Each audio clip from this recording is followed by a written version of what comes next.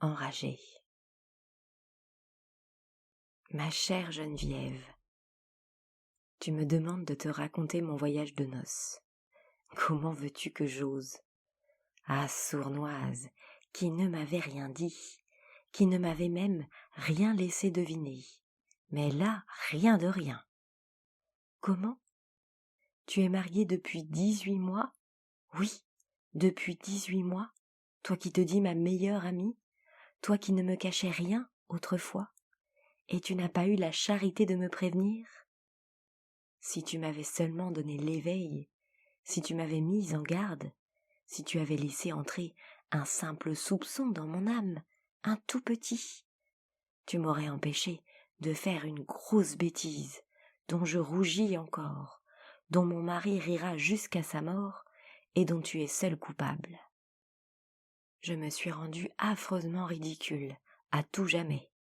J'ai commis une de ces erreurs dont le souvenir ne s'efface pas, par ta faute méchante.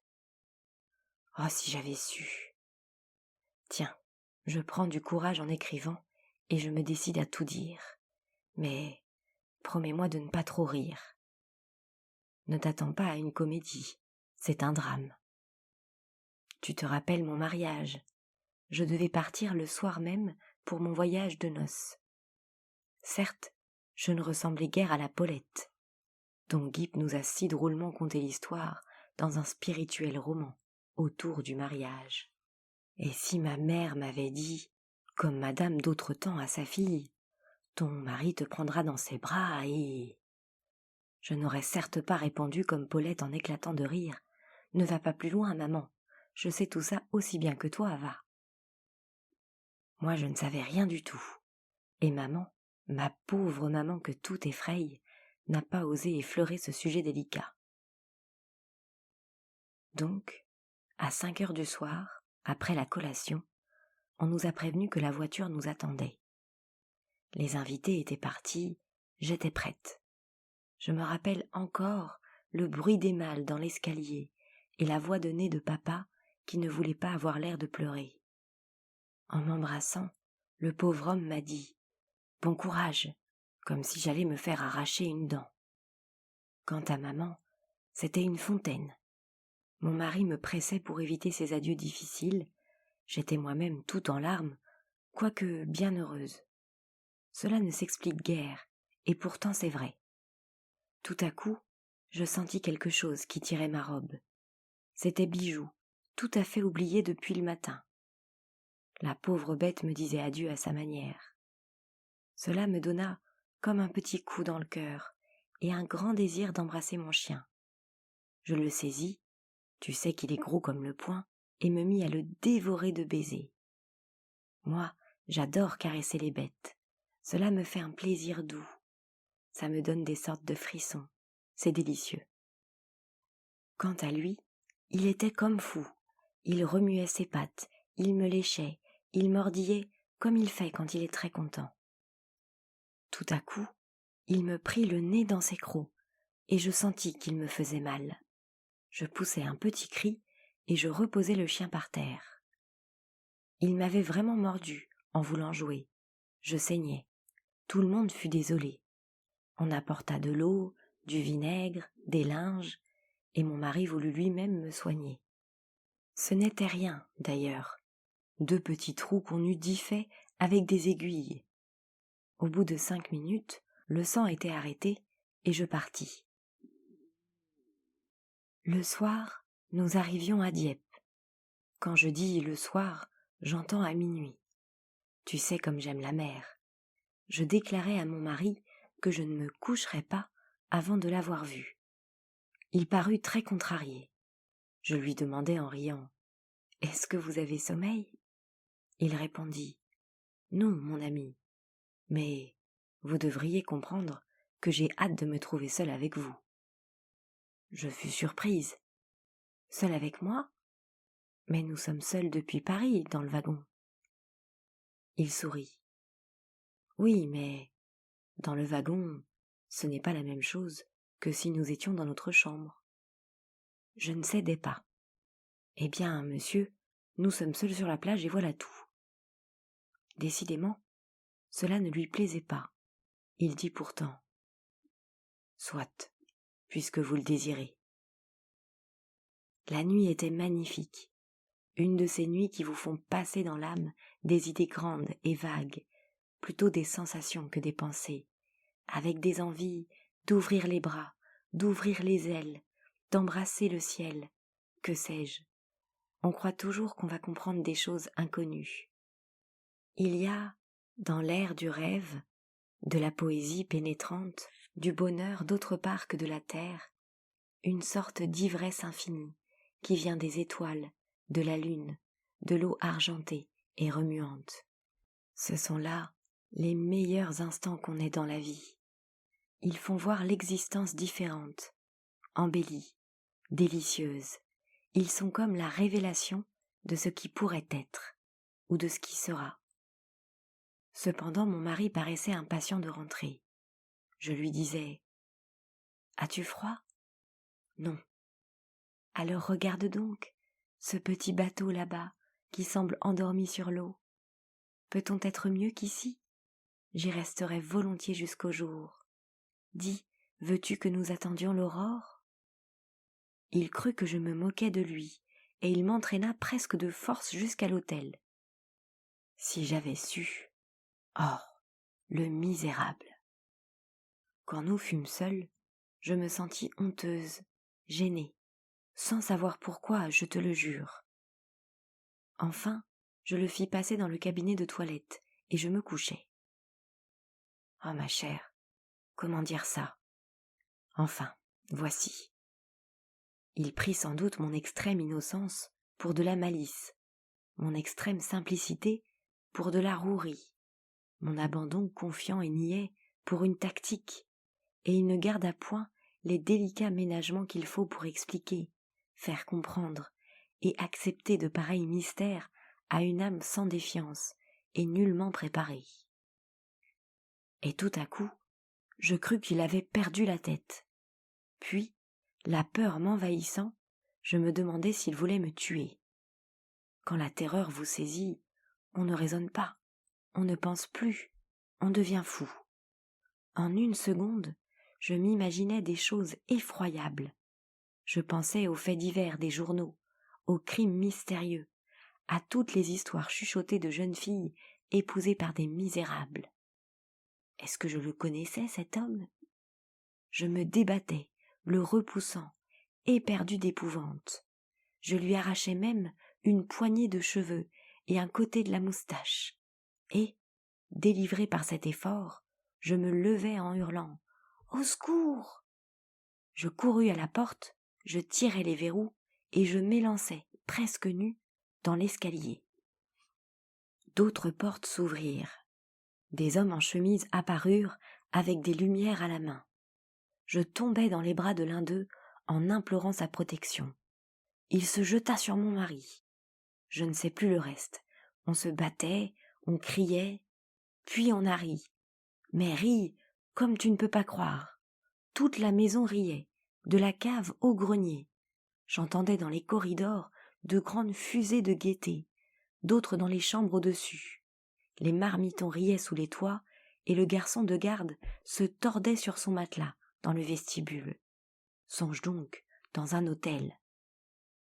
Je me retrouvai ensuite seule avec mon mari, qui me donna quelques explications sommaires, comme on explique une expérience de chimie avant de la tenter. Il n'était pas du tout content. Je pleurai jusqu'au jour, et nous sommes partis dès l'ouverture des portes. Ce n'est pas tout. Le lendemain, nous arrivions à Pourville, qui n'est encore qu'un embryon de station de bain. Mon mari m'accablait de petits soins, de tendresse. Après un premier mécontentement, il paraissait enchanté. Honteuse et désolée de mon aventure de la veille, je fus aussi aimable qu'on peut l'être, et docile. Mais tu ne te figures pas l'horreur, le dégoût, presque la haine qu'Henri m'inspira lorsque je sus enfin cet infâme secret qu'on cache si soigneusement aux jeunes filles. Je me sentais désespérée, triste à mourir, revenue de tout et harcelée du besoin de retourner auprès de mes pauvres parents. Le surlendemain, nous arrivions à Étretat.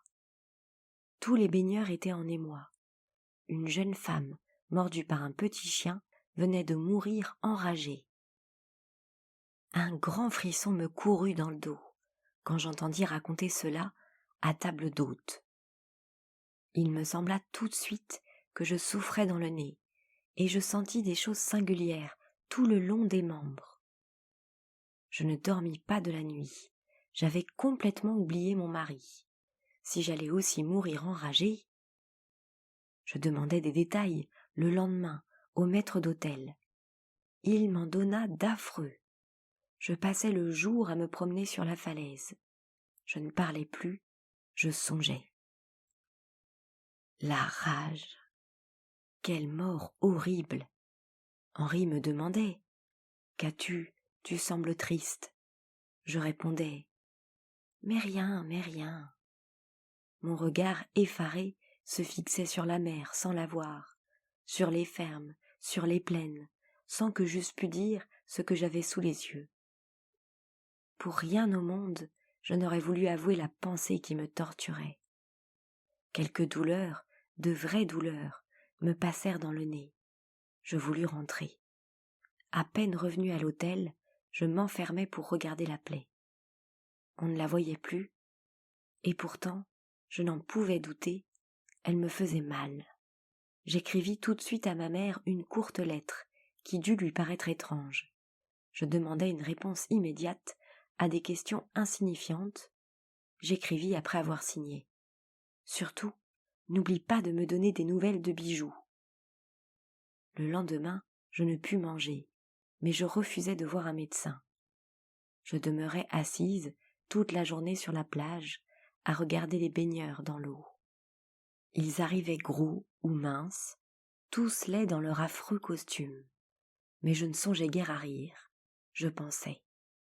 Sont-ils heureux, ces gens ? Ils n'ont pas été mordus. Ils vivront, eux. Ils ne craignent rien.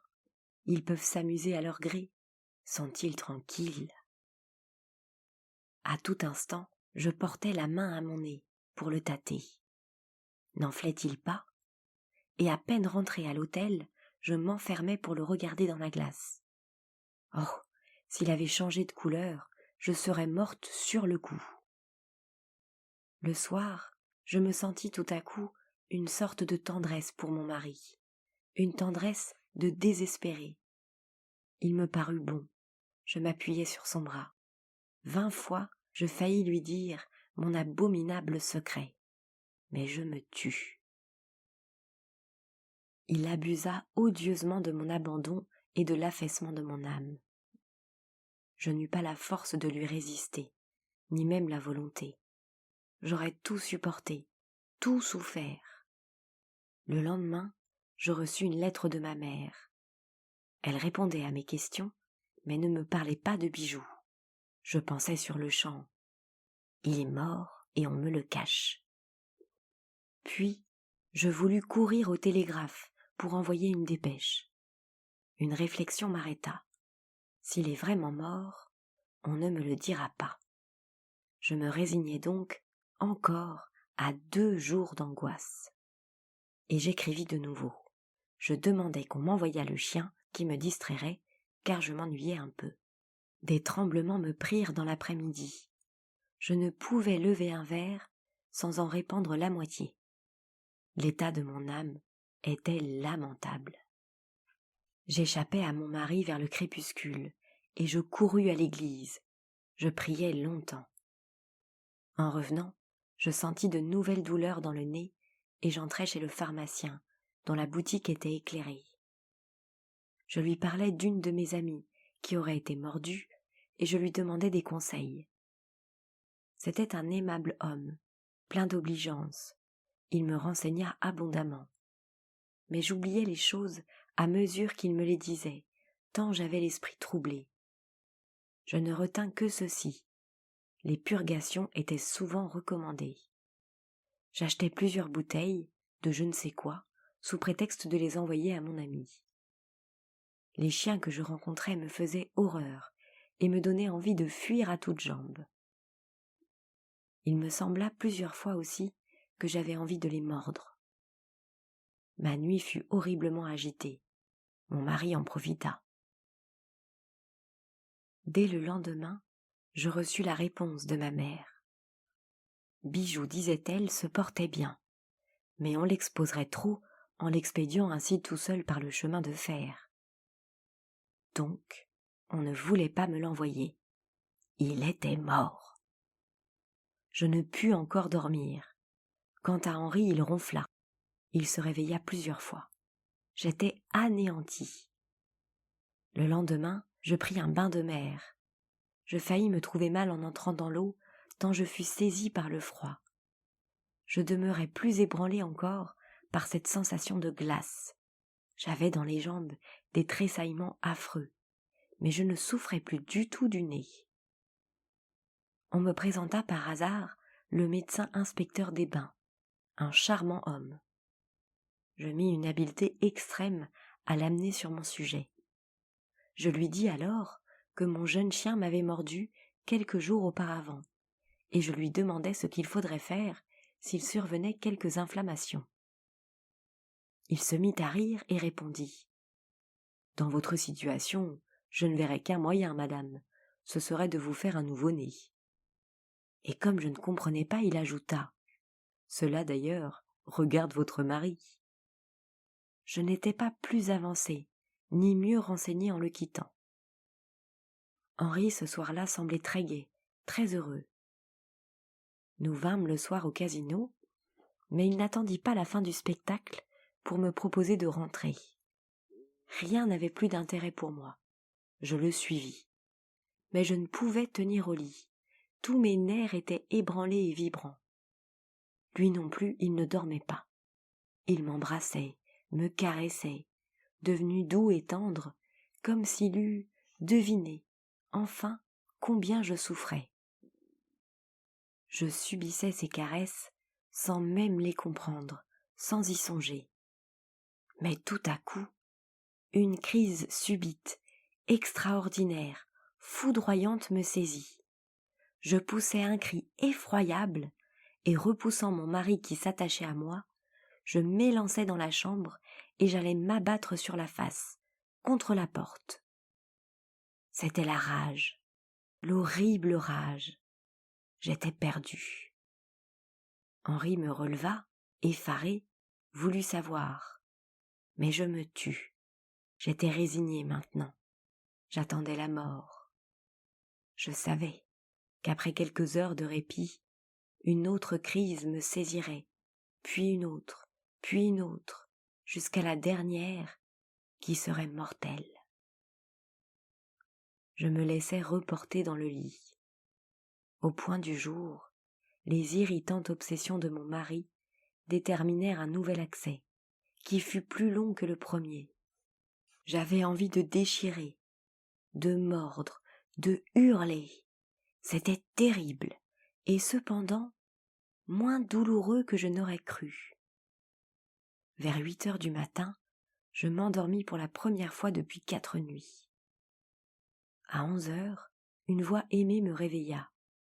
C'était maman, que mes lettres avaient effrayée et qui accourait pour me voir. Elle tenait à la main un grand panier, d'où sortirent soudain des aboiements. Je le saisis, éperdue, folle d'espoir. Je l'ouvris, et Bijou sauta sur le lit, m'embrassant, gambadant, se roulant sur mon oreiller, pris de frénésie, de joie. « Eh bien, ma chérie, tu me croiras si tu veux, je n'ai encore compris que le lendemain. » Oh, l'imagination, comme ça travaille, et penser que j'ai cru, dis, n'est-ce pas trop bête ? Je n'ai jamais avoué à personne. Tu le comprendras, n'est-ce pas, les tortures de ces 4 jours. Songe, si mon mari l'avait su. Il se moque déjà assez de moi avec mon aventure de Dieppe. Du reste, je ne me fâche pas trop de ses plaisanteries. J'y suis faite. On s'accoutume à tout dans la vie.